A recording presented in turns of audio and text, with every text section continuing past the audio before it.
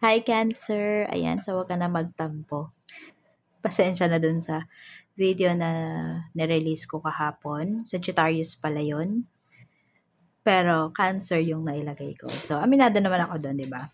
Kasi nga ay puyat.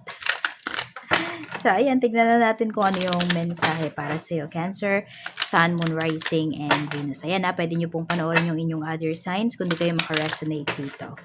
Tignan natin, this is for you. Cancer. Kung di pa po kayo nakasubscribe dito sa ating channel, please subscribe and hit the bell button para lagi po kayong updated every time na meron tayong uploads.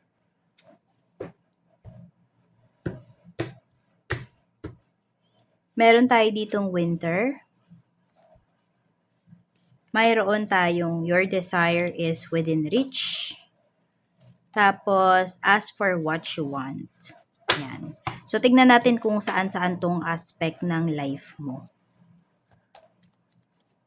Sabi dito, winter, the answer to your prayers and affirmations are fully realized in the winter months. So, medyo matagal-tagal pa yung paghihintay na gagawin mo rito. Pero, kailangan syempre maging productive ka pa rin.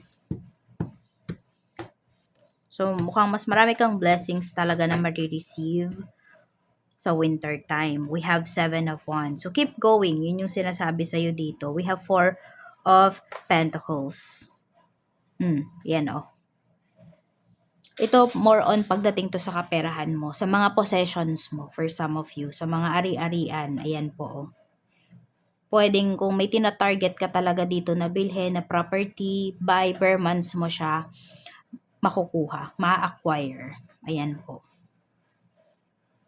Pwede rin, some of you, tickets ito, ganyan. Basta something na pagkakagastusan ninyo, pero alam mo yon, magiging happy ka naman doon sa magiging resulta, sa makukuha mo, sa may experience mo. Okay, your desire is within reach. Have faith as everything is working in your favors. In your favor. We have 4 of swords. Okay, masyado mag-overthink. Ayan, we have the magician. Basta you're giving your best doon sa mga ginagawa po ninyo. Trabaho man yan, sa love life ninyo, sa negosyo, or dito nga po sa mga gusto ninyong ma-acquire.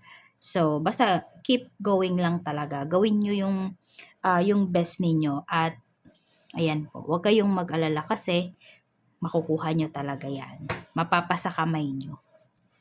Ask for what you want. Let the universe and other people know what you need. So, kailangan dito maging alam mo yun, maging masalita po kayo. Or hindi naman masalita, kundi maging direct kayo sa mga approach na gagawin ninyo. So, ito din, sabihin natin, nagmamanifest kayo, di ba? Sabihin na lang natin sa manifestation or sa wishes ninyo.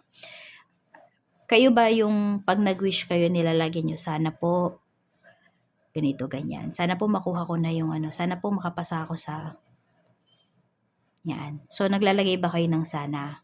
Alisin nyo na yon. Kailangan direct po yung approach ninyo. Pwede nga sabihin nyo, makakakuha na ako or nakakuha, pwede rin, nakakuha na ako ng or makakakuha na ako ng yung ganyan. Ma-approve ang loan ko or approve na ang loan ko. Pwede rin ganon. Pero huwag niyo sasabihin, sana po ma-approve yung loan ko. Basta iwasan niyo yung word na sana. Maging direct kayo dito. Tapos ayan, may mga tao dito sa paligid ninyo. Sabihin natin, matagal na naman akong kakilala kunwari ni Aries. Alam niya na kung ano yung gusto ko. Paano kung hindi? So, kailangan sabihin niyo kung ano yung gusto po ninyo. Ano ba yung kailangan ninyo? Ano ba yung nararamdaman nyo? Maging kayo, direct po kayo. Ayan Tapos, pag ginawa nyo kasi yun, mas masisecure ninyo kung ano man yung bagay na gusto po talaga ninyo. Makukuha nyo siya. Mas mabilis nyo makukuha. Mas mabilis siyang darating sa'yo. Tignan natin yung emotions. We have the world. So, maganda yung emotions mo dito. Hindi ko siya nakikita na halo-halo yung nararamdaman mo. Pero madami kang nararamdaman, pero kontrolado mo siya.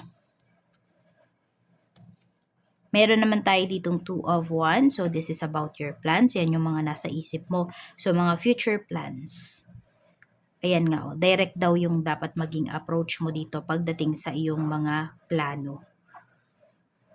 Cancer. Okay din po yung iyong isipan, very sharp. We have Temperance naman pagdating sa iyong spiritual health. Okay din yung iyong spiritual health. Ayan, oh. Some of you nga kayo, natural healer kayo. Pwedeng through your voice, for some of you, through your voice, through your touch, nakakapag-heal talaga kayo. Yan. So, marami po, ayan, kung nasa medical field yung iba sa inyo, sabi natin, nurse, doctor, ano pa, therapist, yan po. Nasa kayo, right path po kayo. Aligned yung inyong mga ginagawa sa inyong life path. So, tignan naman natin energy ng mga taong makakasalumuha mo. We have the Devil. Meron tayong Page of Swords. Okay, makakasalumuha mo yung mga tao na madalas iniiwasan. Hindi ko alam kung may sakit. Okay? Pero yun, parang madaming umiiwas sa kanila, madaming nagagalit. So, ganyan yung mga makakasalumuha mo na mga tao ngayon.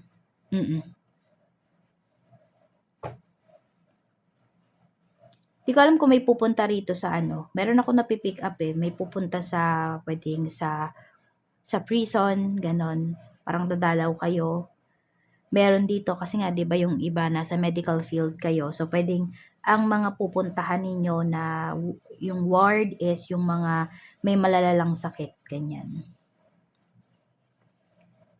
Blessings naman na pwede mong ma-receive. We have Knight of Swords. So, mabilis yung talaga sa'yo dito Mabilis yung progress ng mga ginagawa mo. Basta right and direct approach yung gawin mo talaga. We have Page of Wands. So, nandito din, Cancer, na mas naaalagaan po ninyo yung inyong sarili. We have the High Priestess. Ang daming humahanga sa'yo ngayon. Ang dami ring mata na nakamasid sa'yo. Tapos, heighten talaga yung iyong intuition. Blessing to kasi kung meron ka talagang mga gustong makuha, mas mabilis mo siyang makukuha. Mas mabilis mo siyang mapapasa kamay. Tapos, nandito din na makakapag-focus ka talaga sa mga gagawin mo. Napaka-energetic mo ngayon. Ayun yung pinapakita rito. So, blessing yun kasi, di ba? Kung madami kayong kailangan gawin. So, ma-accomplish nyo kaagad. Blockages naman sa life mo, we have the Emperor. So, may lalaking pinapakita rito. We have the Hierophant. Asawa mo yung pinapakita. Ayan, kinokontrol ka ba? Cancer. Masyado kang kinokontrol ng asawa mo. So, meron dito yung iba sa inyo, akala nyo, yung, di ba, kunwari, hindi kayo pinagtatrabaho. Pero, hindi kayo pinagtatrabaho kung kayo ay babae, no? Sabihin natin, hindi kayo, or kung kahit lalaki kayo, kasi, di ba, may mga babae naman ngayon na nagwo-work na. So, alam mo yun, hindi ka hinahayaan na mag-grow ng person mo. Kahit na sabihin natin, sige, hindi ka niya hinahayaan na mag-work. Pero, hindi rin naman niya binibigay sa inyo yung best. Yung ganon. So, kinokontrol ka lang. So, nagiging blockages siya. Kasi, pwedeng nakikitaan ka nitong person mo or ng asawa mo ng, nakikita niya talaga sa'yo na uunlad yung career mo, natatakot siya na maiwan. Kaya, yan, pinipigilan ka niya. Na unaware ka, akala mo sweet siya, akala mo napakasipag ng asawa mo, ganon, or napakabait niya talaga, kasi di ka niya pinag-work, ganon. Pero yun lang, gusto ka lang niya talagang makontrol. Hindi ko alam kung sobrang seloso or sobrang selosa ba ng asawa mo, kaya ganyan. Pero ayun nga, nagiging blockages siya. Sa halip kasi na, kunwari, sabihin na lang natin, magtulong kayo dun sa pag-unlad ng family ninyo, ng inyong kabuhayan. Hindi siya nangyayari. Kasi may insecurities siya.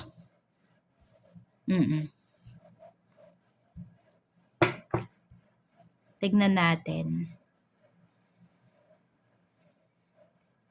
Sa work naman, kung may trabaho po kayo, we have 2 of Cups. Meron tayo ditong Six of Cups. So, may babalikan. Some of you, pwedeng binalikan nyo lang yung career nyo na to.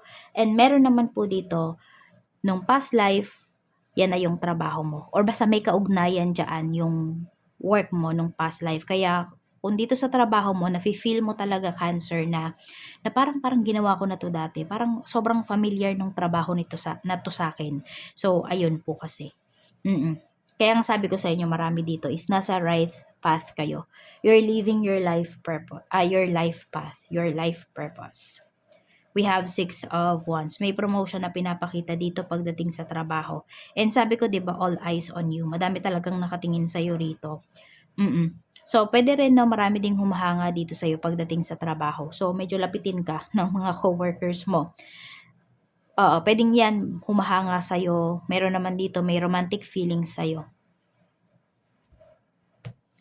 At pinapakita din naman dito, marami po sa inyo, happy naman kayo sa inyong career. Ngayon, sa business naman, we have, Ace of Swords. We have Wheel of Fortune. Tingnan mo, napakaganda, oh. 'Di ba, direct approach ang kailangan ninyo.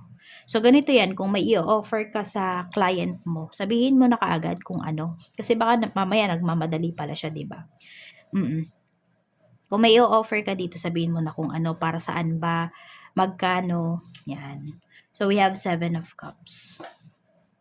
And meron po dito, ngayong araw, pwedeng mag-i-stock kayo ulit ng mga products, ng mga binebenta po ninyo. Yan. We have Knight of Wands. Ito naman yung mga clients mo. So, ayun nga, medyo may mga nagmamadali ka talaga ng mga clients dito. So, basta, kailangan alert kayo, attentive kayo, mabilis talaga kayo dapat dito pagdating sa inyong mga kliyente ngayon kasi mga nagmamadali.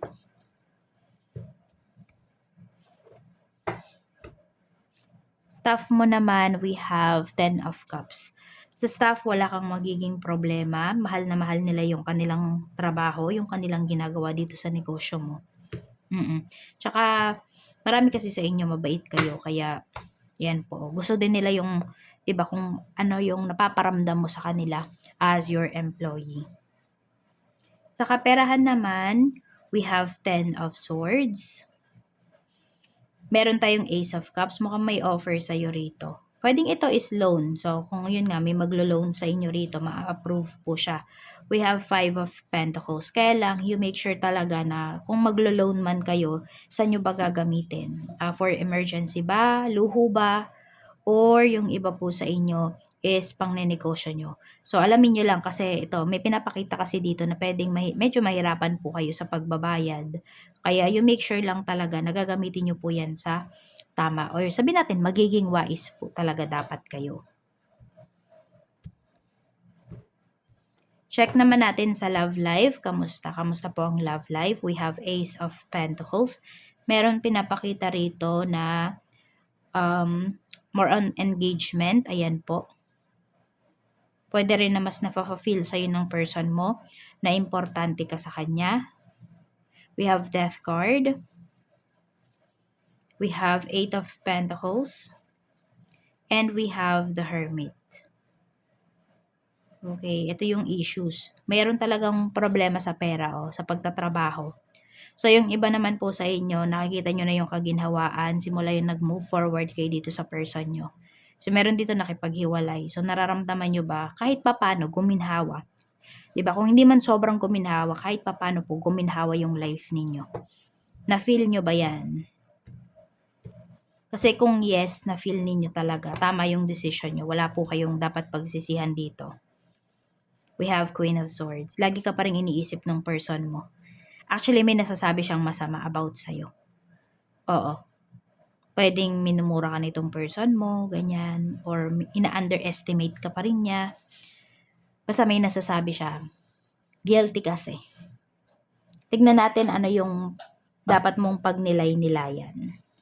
Ano yung dapat mong pagnilay-nilayan, Cancer? Pagmuni-munihan mo to. The thread of fate. What parts of your journey feel guided by something bigger than yourself? How can you trust the process? Ayan po.